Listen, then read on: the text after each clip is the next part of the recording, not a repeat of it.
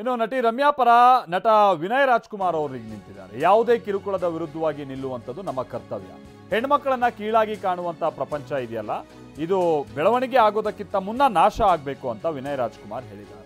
ನಟಿ ರಮ್ಯಾ ಪರ ಧ್ವನಿ ಎತ್ತಿದ್ದಾರೆ. ಹೀಗೆ ರಾಜ್ಕುಮಾರ್ ಕುಟುಂಬ ಕೂಡ ಈಗ ಇನ್ಸ್ಟಾಗ್ರಾಮ್ನಲ್ಲಿ ನಟ ವಿನಯ್ ರಾಜ್ಕುಮಾರ್ ಹೀಗಂತ ಪೋಸ್ಟ್ ಮಾಡಿದ್ದಾರೆ. ಹೆಣ್ಮಕ್ಳನ್ನ ಕೀಳಾಗಿ ಕಾಣುವಂಥ ಪ್ರಪಂಚ ಇದೆಯಲ್ಲ, ಇದನ್ನು ಬೆಳವಣಿಗೆ ಆಗೋದಕ್ಕಿಂತ ಮುನ್ನ ಇದನ್ನು ನಾಶ ಆಗಬೇಕಿದೆ ಅಂತ ಹೇಳಿ ರಮ್ಯಾ ಅವರ ಪರವಾಗಿ ಅವರು ಧ್ವನಿ ಎತ್ತಿದ್ದಾರೆ.